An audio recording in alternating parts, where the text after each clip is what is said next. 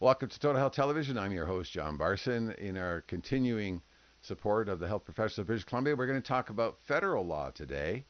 And I have a terrific conversation ahead of us. It's based on an op-ed that was actually sent to me. I want to bring that up here. So this is the op-ed that was in Juno News. I always point the wrong way. This way? This way. Okay. It's reversed when you're looking at the camera, and it just throws me every time. So the op-ed was Democracy Waning in Canada due to federal policies, and it was penned by Professor Lydia Miljan, and she is going to join me now. Let's do this. Let's bring her in. Welcome to the program, Lydia. I'm really looking forward to this discussion. But let me give our viewers some background on you. Dr. Miljan is a distinguished professor of political science at the University of Windsor and a senior fellow at the Fraser Institute, whose extensive research spans over 3 decades in policy, electoral reform, and the evolving role of journalism in the digital age. Now, during the last few years, this is off of her bio on the website, just so you know. During the last few years, her research has focused on electoral reform and municipal policy. She has 3 current research projects, which we might get an update on. Primate politics, municipal emergency preparedness for pandemic response, and the future of journalism in the digital age. Now, that's a hot topic I want to get into. In her recent op-ed for Juno News, Dr. Miljan raises a critical alarm about democratic backsliding in Canada. Welcome to British Columbia, because we've already backslid. Pointing to federal policies that are quietly eroding the very institutions that safeguard our democracy. From media subsidies to the invocation of emergency powers, she argues that these shifts pose a significant threat to our freedoms. She joins us today to discuss what they mean for Canada's democratic future. Hi, Lydia. Hi, John. Thanks for having me. Oh, here we got your audio's a little low there. We'll try and bring that up. Okay. So what prompted you to write the op-ed? Well, this is a sort of an interesting area. Actually, my husband and I had a conversation once where he was saying, he read something on, X about how the left was saying that democracies were dying. And I thought, is there any proof of democracies are dying? And then I went and then I remembered, yeah, I'd read this book by Stephen Levitsky and Daniel Zevelt that talked about how democracies die. And they're an interesting political scientists. So they're comparative political scientists, and their whole life's work is looking at how democratic regimes fail. And you can look at Latin American examples. You can the famous one obviously is how did Germany, which was once a thriving democracy, go into totalitarianism with Hitler. And so they said, well, those are those great dramatic cases, and people remember them, but more often than not, it's not with a major coup. It's not with this like overnight flipping of a switch. It's imperceptible. It's the slow erosion. And so when I thought about it a bit more carefully, I went, wait a minute.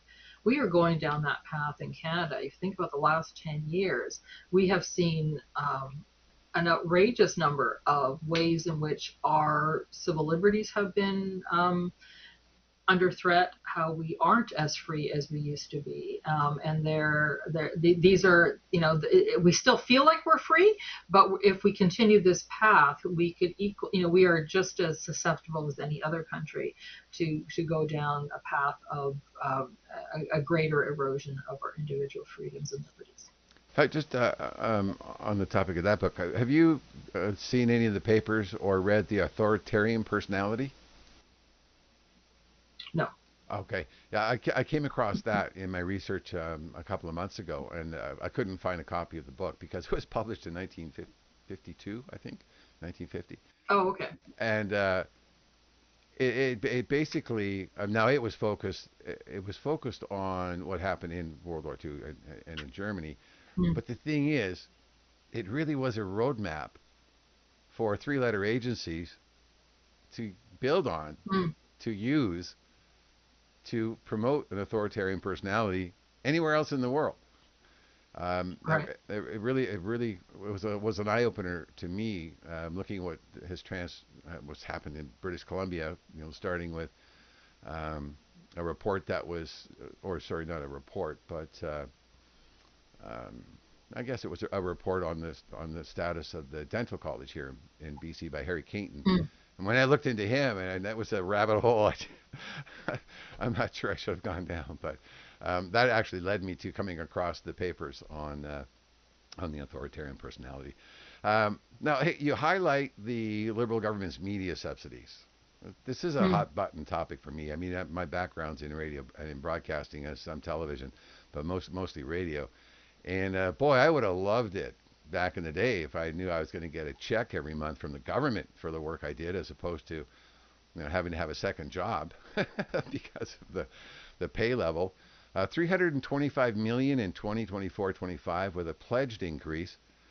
So how do these subsidies compromise the media's role as a democratic watchdog, and what evidence have you seen that of this impact during your research on journalism? Right. So when you look at the Democracies Die book, they basically say there's five major warning signs of a democracy in decline, and they link this to Trump, and they essentially say, if you score if you have even one of these five, you're in trouble, and they make the point that the Americans under Trump have all five of them. Fair enough. Trump's an easy target, but one of them. I won't probably get into all of them, but let's talk about the willingness to restrict dissent, including criticism of the media. And the Liberal government under Justin Trudeau and now under Mark Carney are much more clever than Donald Trump is, right? So Donald he's got a hammer. He'll say fake news. He'll attack the media directly, but not the Liberals. So the Liberals enjoyed an excessive honeymoon under Justin Trudeau with the Liberals, right? It sure The did. media just like a couple years, like really even after the India trip, all the scandals. I mean, sunny ways, my friends. Okay, fair enough. So when they lose, this is sort of interesting. So when they get their first minority government in 2019, all of a sudden the Liberals are like, oh, democracy's at threat because the media model isn't working. The business model for the media isn't working, and so we'll step in. So, unlike Trump, who attacked the media, they were like, well, let's give you favors. Let's tell you that things are really bad, and we're going to support you. Let's ignore creative destruction. Let's ignore the fact that the media landscape has changed. Let's ignore the fact that people aren't tuning into CBC because they don't like it. Right. That newspaper readership is on decline. And the business model was such that classified ads actually paid for the newspaper, that you got your content was free for the newspaper. You were buying classified ads, but internet changed that with Kijiji and all these online things. So what you need to do is have a media organizations adapt and change. And there had been some really interesting things that have been going on. There's all sorts of new media out there. My position is you don't need subsidies. You need people who want to work in that sector to be innovative. And there's tons of money to be made in media.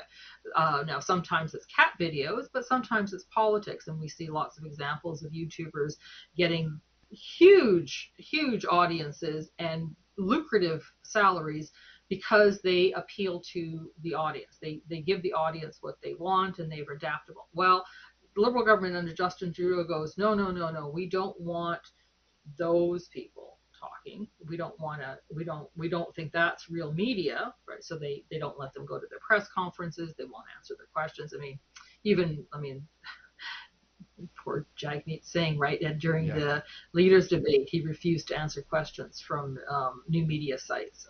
He just point blank said, I'm not answering your question because I don't recognize you. That's sort of the stance of the Liberal Party. So what they did is they said, okay, what we're going to do is we recognize it's really expensive. We know you're losing money, so we're going to subsidize you. We're going to subsidize your salaries to keep those jobs. We want to ensure there's more local news. We want to ensure that your journalists are well paid.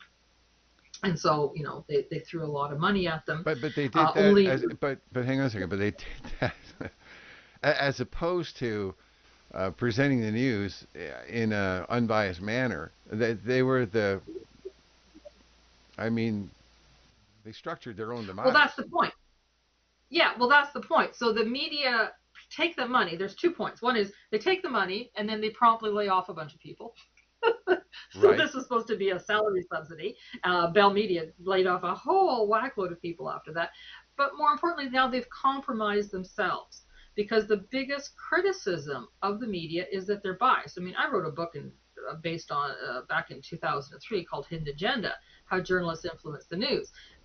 And a lot of my early work was on the bias of individual journalists. And I could point to, what I did is I did a survey of journalists and said, where do you land ideologically? What are your beliefs on economic, social, and political issues? And then I compared what they thought about the world to how they reported the world. And there's a pretty close alignment, right? Journalists tend to be a certain way. And that's always been a criticism, that the media tend to be left of center of the public. And I could prove that. But the problem now is not only is it just that they have an inherent bias that way, now their checks depend on it. And when you have an election campaign where one of the questions and one of the policy issues is, do we maintain media subsidies? And you have one political party saying, we're going to double down and give you more, and another one saying, no, you shouldn't be getting subsidies, you're compromised. That's going to impact coverage. I mean, I didn't do a content analysis of the 2025 election campaign, but my Lord, it was biased. They essentially gave, as soon as Justin Trudeau was out of the picture, they gave Mark Carney a free pass. Yes. And it's shocking even now when we're now hearing about his conflicts of interest. I mean, it was sort of mentioned during the campaign, but very muted, at least in mainstream media. A lot of social media talked about it, but not mainstream media about what impacts those conflicts. And so that's the bias. They have now made it so much worse for themselves, because your average consumer is going to say, guys lied to us. It's like the whole Biden thing, right? Like, it's only when people saw with their own eyes that the man. It's like the media lives in another universe. I watched Ezra from Rebel News. I've been following some of his coverage, and the fact that the man actually jumps on a plane and flies to another country. He went to whatever that island, or that small area was where Mark Carney's company is. Office? Oh, right. Oh, yes, Bermuda, Bahamas, someplace like that. He did Bermuda, and then he went to Ireland, and he's following, and I'm like, this is a huge story. This is, yeah. I mean, this is a huge story, and boy, oh boy, I want to point out one book here. Basically, almost changed my life. Early, like in 2019, 2020, I was working in another studio, and we had MSNBC on 24/7, and we had CBC on. We had mainstream media all over the place there, and I don't know, something wasn't sitting right with me. And then I learned that Cheryl Atkinson, I'll just show the book here. Cheryl Atkinson's book, Slanted, was announced. Slanted: How the News Media Taught Us to Love Censorship and Hate Journalism. And so I ordered it right away. It wasn't even printed yet. I placed my order, and I was just stunned at how deep it went. And I recall Cheryl quite well. I enjoyed her coverage. I enjoyed her journalism. She was a really good investigative journalist. And how her story started to get suppressed at first, or change, or wanting to do this and to do that, and then finally she just said, I can't do this like this. She was morally and ethically committed to her journalism, and so she quit, and then she penned this book. And I read the examples of things I saw in the news that made you just like want to hate Trump. I'll just use one example. One example, which was quite famous at the time, was I remember watching when he was on the news, how he was on a ship with the Japanese Prime Minister. And they were feeding fish off the side of a ship or something, and the clip showed Trump looking to the left at the Prime Minister, and then looking in front, and then just dumping all his food in. And the media made this tried to make it a huge scandal, like how he, embarrassed the entire country and all of that. But in the book, you find out, well, no, the Japanese Prime Minister did it first. On the wider camera shot, the Japanese Prime Minister just dumped it all in first, and then Trump went, oh, okay, and he dumped his in. They completely created a firestorm out of nothing. Yeah. And that's just one of many examples. So Yeah, so let me just go back a little bit to the main point I was making, and that is, so the problem with the media subsidy is you've got the mainstream media giving that kind of that narrative, but you do have the social media aspect where they were like Ezra, who were saying, "Whoa, wait a minute." And the 25 election is a particularly interesting one because it really shows the generational divide. And if you look at how people voted, it was a tight race. I know people are like, "Oh, conservatives blew it." They got pretty good numbers, and where they got their numbers were young people. So Right. who's watching socials? Who's watching mainstream? It's people my age, and it was white women. Honestly, like every white woman I met, they were like they had love with Carney, and I would ask them like, "What's the deal?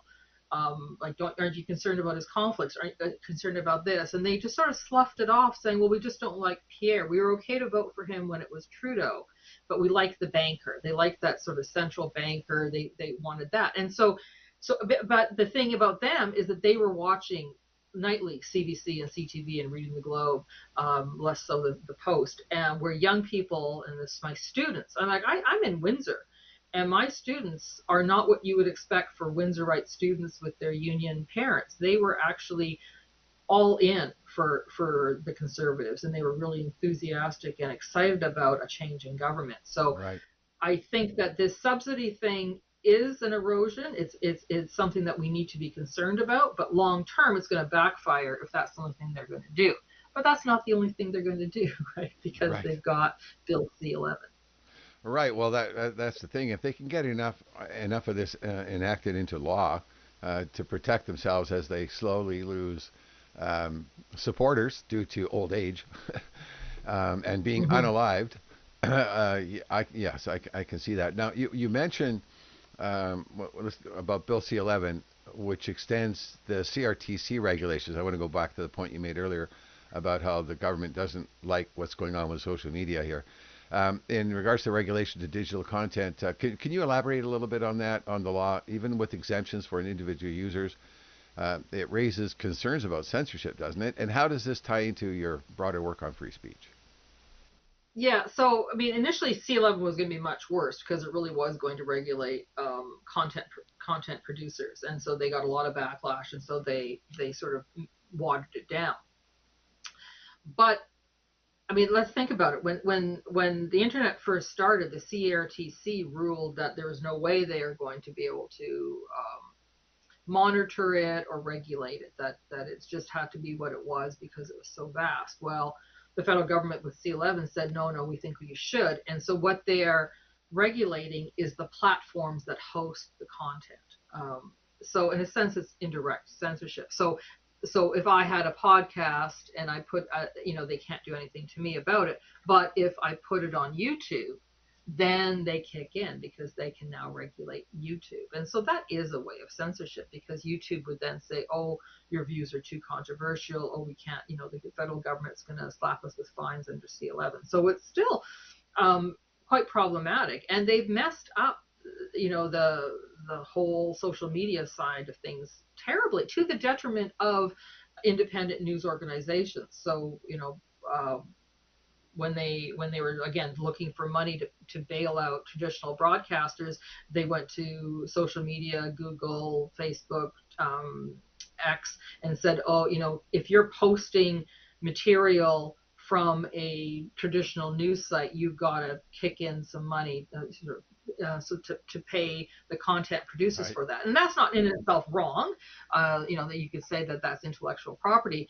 And a lot of these tech giants were negotiating individually with those companies prior to the government stepping in. But anyway, the government says we're going to force this to happen. Meta says, nope, we're not going to allow any news organization to post or to have any reposts on our sites. And so what that effectively did was close to the Canadian market any independent news organization. So it's all well and good to say Globe or CBC or whatever can't post, but now startups couldn't post. And we got to remember that social media is a massive way to generate content, to generate viewers, and to build your brand. It's really hard. We don't do blogs as much anymore, and just searching on the internet for your local news is really hard. So, for example, I live in a small town. We had lost our daily newspaper because of, the Right. market wasn't there, even though they had the subsidies.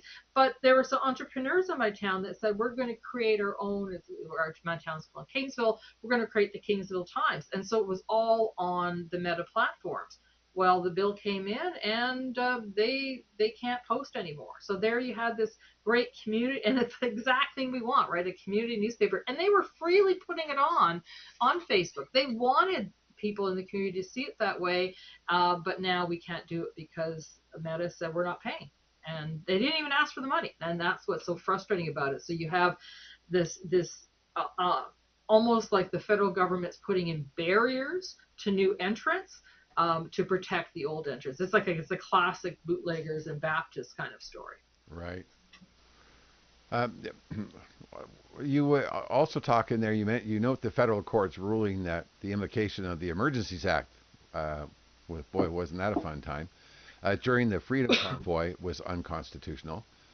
Why was that a pivotal moment for democratic norms? And what does the government's appeal of this decision say about its priorities? Yeah, well, I mean, so obviously, I mean, my position on the Freedom Convoy is, yeah, all protests are annoying.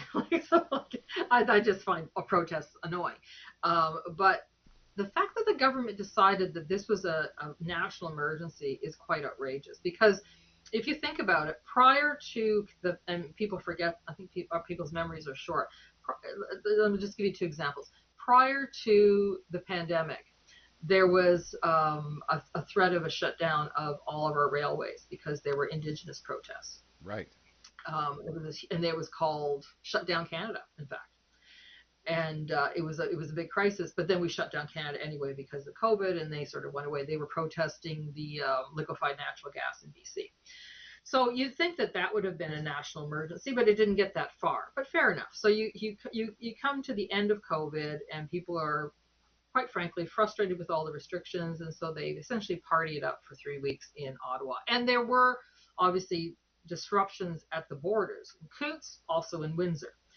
But what's interesting, especially in Windsor, is that they had resolved that blockade a week prior to the invocation of the Emergency Act. They actually just used provincial legislation. So we have all sorts of tools to end disruptive behavior, and they were utilized in Ontario. I would say they were utilized too late. It was really annoying to have the border shut down, but nonetheless, they cleared that away. So that gets cleared away, and you still have the protesters in Ottawa. And so the question is, why couldn't you just use the same tools? And that's effectively what Justice Richard Mosley said. He said, he in his court decision, it's quite interesting. He says, when I started this case, I actually thought I was going to side with the federal government.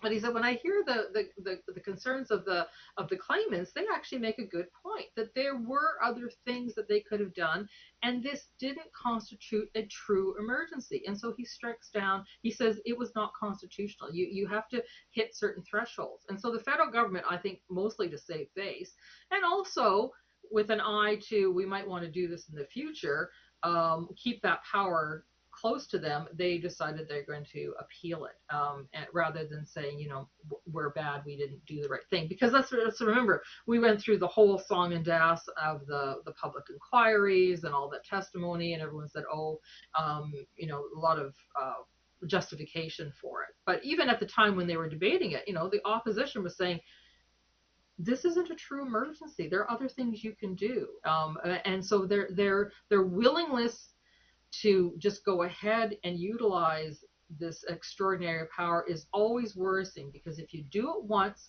it means you could do it again and again and again. And if the court side with you, and so it's nice that at least one justice doesn't side with them, but we'll have to see what happens with the appeal process. But let's say if the Supreme Court rules in their favor, that should be very chilling for anybody, because it means that they could use any pretext to invoke an emergency act, and that is very serious business. Well, I know we're not going to get into this in this conversation, but that's exactly the situation in British Columbia with the Emergencies and Disasters Management Act. The government can, on a whim, adopt policies, rules, plans in response to any emergency or pandemic emergency announced by transnational organizations like the WHO, WEF, WHA, or governments, and they can just adopt those immediately, and they become mandatory with no legislative debate, no public outcry allowed. Yeah, it's really scary. But I think the federal government went way too far when they shut down Granny's bank account and for Mm. donating $5 to the convoy because she believed in freedom of speech and wanted to support that protest, and it really gave Canada a black eye globally. It really did. I think that one thing embarrassed us more than probably anything else we've done. Even more Mm. embarrassing than Trudeau himself, if you can imagine that. But yeah, those were dark days. um, yeah, people have to they have to try and stay aware. I mean, until the government actually passes bills that completely shut down um, the internet for any kind of speech, then who knows if they're working on they're working on that in some way, shape, or form. I want to talk about electoral reform and municipal policy from your work.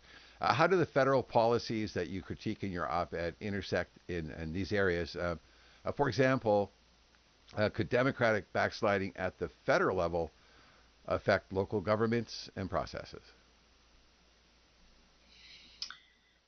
Well, yeah, I think there's always that threat. I mean, I think you pointed out some really good examples in British Columbia, which is considered a lower level of government. I mean, municipalities are under the provinces, but yeah, the federal government sets the tone, and if it becomes almost legitimized, or if it becomes part of their mandate that they can control speech, and it's so easy for the government to say something is unacceptable, and they decide what's acceptable and what's unacceptable. So depending on what the issue is of the day, they could bring it in again. They could bring in the Emergency Act. And even if you just look at the restrictions of freedoms during COVID, the fact that we put up with it for 2 years. I mean, Ontario was the most restrictive uh, jurisdiction in the world, and we had the longest restrictions. Like, we were wearing masks way after everybody else had taken them off. Oh, We BC had was three major shutdowns. yeah, BC was the last region in the world to end the Yeah, mandates. And then like two yeah. days later, and all these health professionals that were either fired or quit during that time period, they're like, oh great, we've got our jobs back now. And then just a couple days later, they announced Bill 36, the HPOA, and everybody went, oh. In fact, the end of this month, the chiropractors are up for their renewing their licenses, and I've had several conversations with chiropractors. They are terrified about what's going to happen at the end of this month, Mm. and that's Mm. the first group. So, and then you're going to have all the rest, MDs, surgeons, dentists, psychologists, therapists, massage therapists, Chinese medicine doctors, all of them are going to have to agree to whatever the policies are under and the mandates. I'll just give you an example. I know that for the chiropractors, they're faced with uh, having to be, in order to get their license renewed. I'm going to do a show on this in a week and a half, so don't quote me on this. Uh, my understanding is that in order to get their license renewed, they have to have their vaccines up to date, and their staff also have to have their measles vaccines and their vaccines up to date. And it's a licensing requirement. So no area for dispute. You can keep your license if you do this. How do you get your measles? Do I have to get booster for my measles? I got that when I was like a kid, Oh or did well, I get measles? I don't well, know. I'm okay, so old. I don't know. right. Well, to their no, it's okay. I don't have it up in front of me here, but no, it's based on your age. So if you were Oh, born okay. before 1956, this doesn't apply to you. So, or no, before 1957, this doesn't apply to you, which is great. I was born in 1956, so I'm covered. I'm But younger than that. yeah, and then there's another age group up to 1970. So if you were born Okay. after 1970, I can't remember. So it's not applied across the board. It's based on Oh, age okay. and your possible measles. I mean, I had measles, chicken. I had them all as a kid. So Yeah, um, we're of the age here. We just yeah, got lucky we didn't get polio. exactly. But okay, so let's talk a little bit about public feedback because I'm always interested in how people feel about what they're doing. So have you had like Post on X, for example, I'm going to use Juno Newscom. They echo your concerns about democratic erosion under our elected leaders. So, have you seen much public discourse on platforms like X responding to the issues that you raised in your op-ed? No, I mean certainly there's certain segments. I mean, Juno News would be because they picked up the article.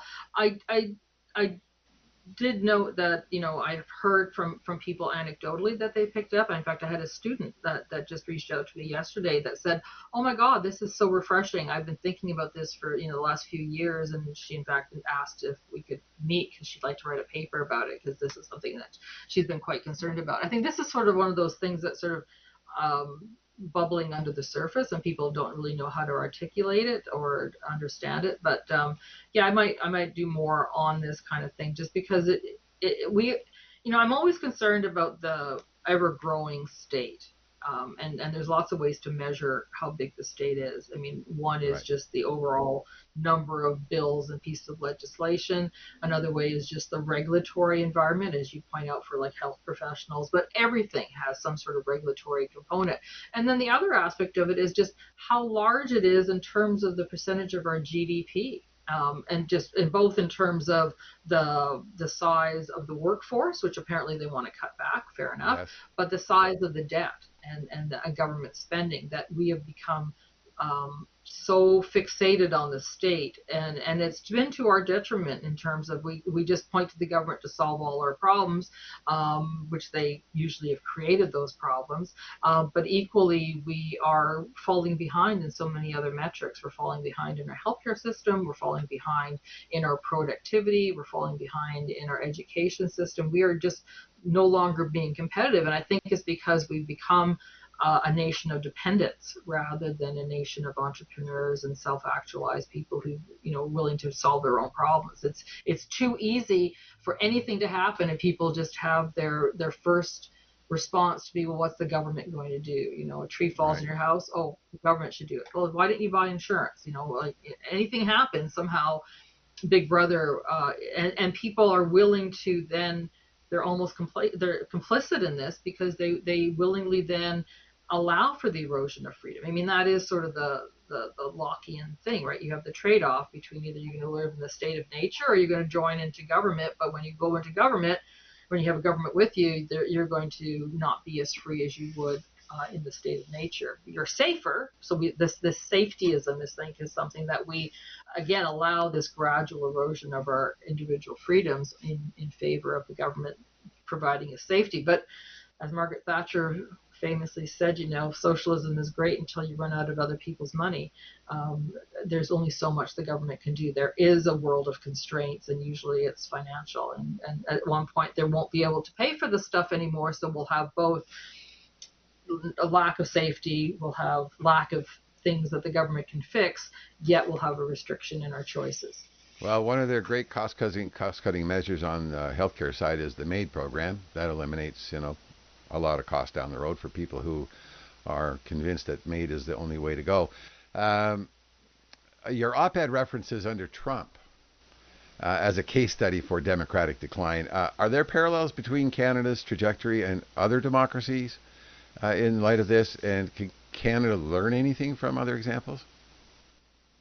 Yeah, I mean, I think that Trump is too easy of a target because he's just so over the top, and especially for Canadians, because we just see the highlight reels and we don't understand the overall policy perspectives. But yeah, actually, I would highly recommend the How Democracies Die book, because they look at other countries. They look at Latin America, what happened under Pinochet. They look at, I think it was in Cambodia and different countries like that, where you had democratically elected people. And it's interesting that sort of one of the pathways is that you have someone who comes in as a so-called outsider but has technocratic skills. And that's actually one of the recipes that they say is problematic, because unless you have the sort of the political norms constraining that person, they tend to go far more draconian than you would have expected normally. So there is a role for political parties to vet people, to make sure that they understand that you shouldn't be denying the legitimacy of your political opponents, for example. I mean, and these are some things that when I read the list, I think, wow, Carney kind of did that, right? Like, think about the last election. His thing was that he was an outsider. He was essentially just said, I have the credentials, but then he vilified his opponents. He would make stuff up out of whole cloth. He said, he said that Polyev was just going to do Trump's bidding with nothing to back it up. He did not provide any examples of how his opponents would be worse than him. And so by not having that check and balance, either through the political party to say, you're kind of speaking out of turn here, or the media to challenge him. And again, we'll go back to that, our first point. The media didn't challenge him on any of these things. If you looked at any of the when they do fact checks, they never fact checked the Liberals. They only fact checked the Conservatives, or maybe some, to a lesser extent, the NDP. But the Liberals got a free pass on most of the things they were saying, especially Mark Carney. Right. Well, you mentioned bringing in outsiders, and Mark Carney was an outsider at that point. That's exactly what happened in British Columbia. They brought in a UK national, Harry Caton, and I just brought up his some information on him here. The Harry Caton report was officially titled "An Inquiry into the Performance of the College of Dental Surgeons of British Columbia and the Health Professions Act." Now, he's done this kind of work globally around the world, for other countries. But when you dig into his background, you learn that he actually headed up the digital identification program for 2 years for the WEF, I believe. And you look at now, he did not specifically say this is what you should do. He said, here are the concerns. And so my interpretation of what happened, this is my own personal interpretation, is that the NDP government looked at the concerns and said, okay, how can we address this concern? How can we address that concern? And how can we address that concern? And in doing that, that's where they came up with the strategy to for the Bill 36, the LPA, and the EDMA. So, yeah. and Mark Carney has 3 passports. I mean, is he Canadian? Like, really? He was born in Canada. So. He's a globalist, really. He's a globalist first Yeah. and foremost. Oh, fair enough. Yeah. So, okay. So I know we're gonna run out of time here, but I want to get on the impact of federal spending, because you mentioned the growth in the federal program. Spending went from 12.8% to 16.2% of GDP. That's quite a jump. How does this financial trend relate to the backsliding of democracy, and what does it reveal about the government's role in it? Well, whenever you have the government increasing spending, you're essentially going to end up paying more in debt charges, right? Debt servicing costs. Of course. And the government was, you remember so clearly, because there was nothing else to do during the pandemic, they kept on boasting about how we had low interest rates, and so we could afford this unprecedented amount of spending, but it was temporary. Well, even though it was temporary, they continue to spend. I mean, it's not like we're spending more today than we did during the height of the pandemic, when we had CERB and we had all those income supports. And so that means that it increases the reduction in our productivity. It means that we're spending more to service the debt than we are in any of our priority areas, including healthcare or defense. And that's again, that's going to mean that either they're going to lay people off or they're going to reduce services, but we'll still have this debt to pay for. And we also had the extra bonus of having an increase in interest rates, and people really felt that both in terms of their day-to-day living, the cost of the sort of price of inflation, but also, our utility bills are up, our gas bills are up, our food bills, and our housing, and that continues the crisis. And so, where again, if you can't put food on the table, if you can't house yourself, freedom of speech is only going to get you so far. So we are being, again, it just creates more dependence on the state and becomes a vicious circle. And it does feel kind of like, didn't they do this in the Soviet Union? And that didn't turn out very well for anybody, because the more you have the bigger the state, the less you have in terms of individual choices and freedoms. Right. Well, boy, this is I find sometimes I find all of this overwhelming. It's such a huge need for pushback, and like, where do you start? So let's talk about like, what can we do? Like, as a researcher and educator, what steps do you think that Canadians, students, well, what can we do? What do you think are our options here to strengthen some of these democratic institutions or change them? Well, I mean, first and foremost, we have to be informed. We do have to, and I totally understand the difficulty it is to stay informed. I mean, I get paid to do it, so I have the luxury of being able to look both at mainstream media and social media, because that's part of my day job. But it's a lot of work. It can consume a lot of your day. So you have to be quite mindful about where you get your news and what you believe, because again, there are problems with social media, as there is problems with mainstream media. Don't say I don't believe everything I read there everywhere either. So it's the ability to fact check against different sources of news. It's also important to vote, to cast your ballot, to not be so frustrated that you go, well, they're all the same, right? But clearly they're not all the same, and that's part of the ability. I mean, the best check on an authoritarian state is a free and fair election, and the ability to cast a vote for a change in government. I mean, that is really the best way to do it. But having said that, I also am frustrated living in Ontario, where I have a so-called progressive conservative government that, again, campaigned on reducing the debt, reducing deficits, and they're spending more than the Liberals did before them.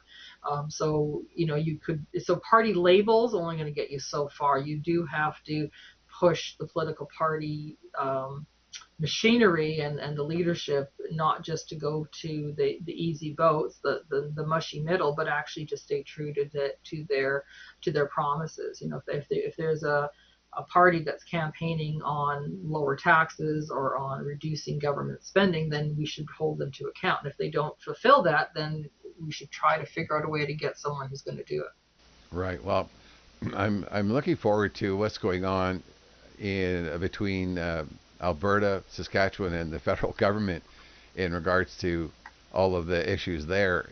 And I think that if it works out well, we'll have more accountability at the federal level based on the requirements of those two provinces to stay in confederation.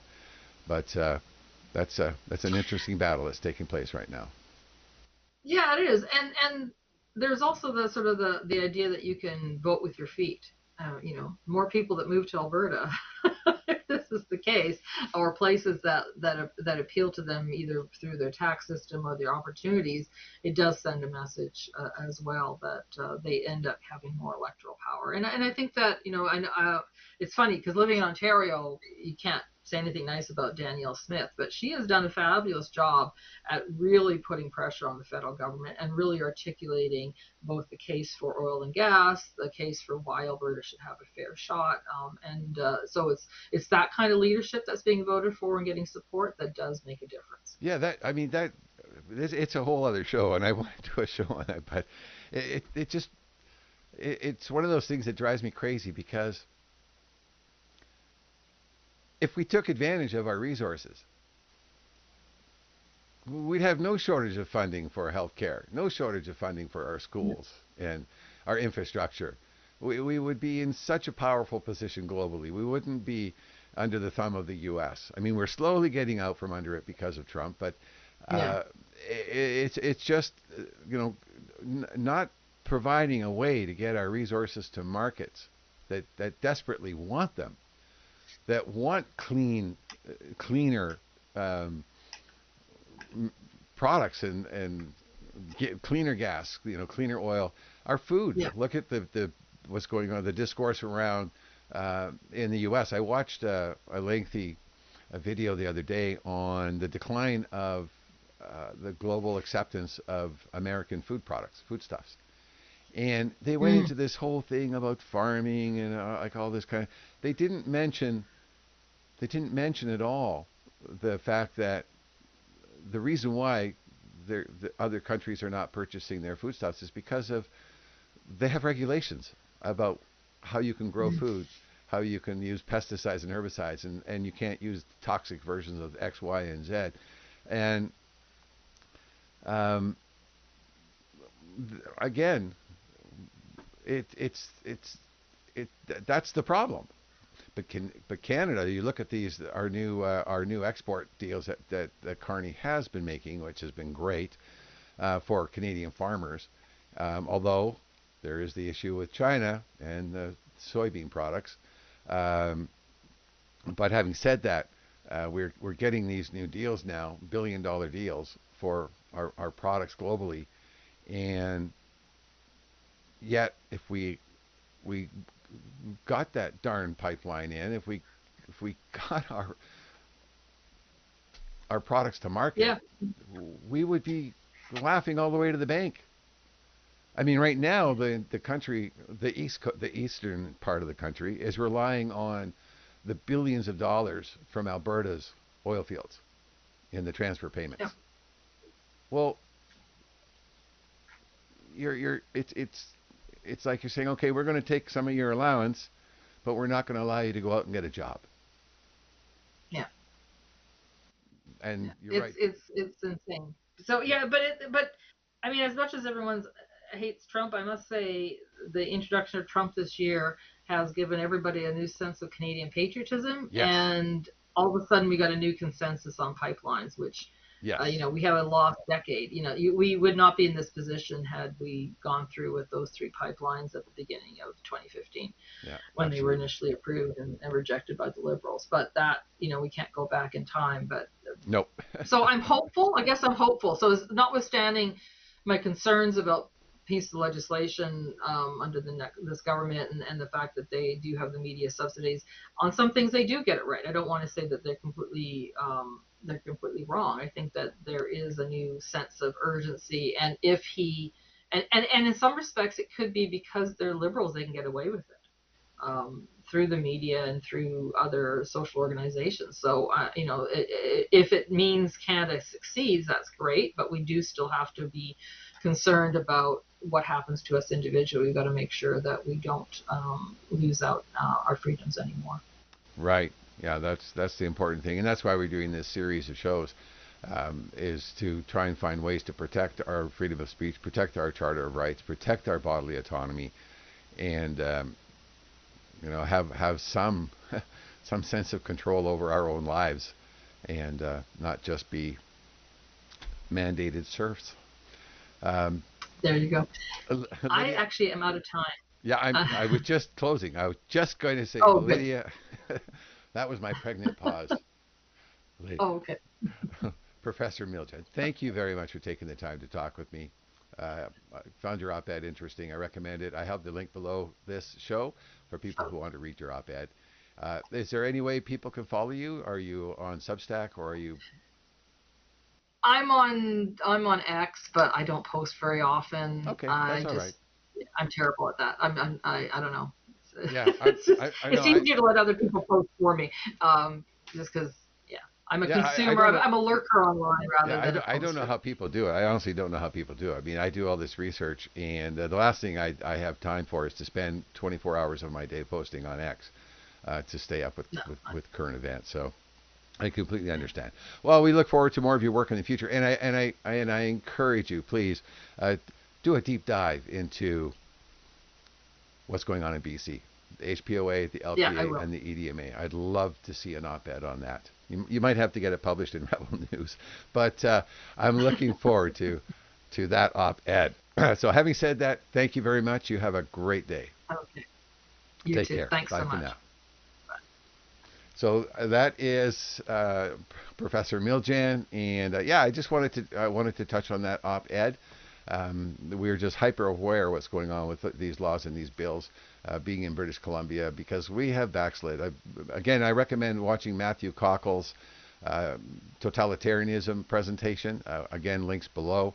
It was a real eye opener for me for what's going on here in BC. And of course, hobc.com, that's the website for the health professionals of British Columbia that are working on trying to protect our freedom of speech, our informed consent, our bodily autonomy, all those great things that we thought we had under the Charter of Rights. Yeah, had. That wasn't a mistake. So that's it for now. Thank you for tuning into this edition of Total Health Television. I'm John Barson. Stay healthy and stay safe.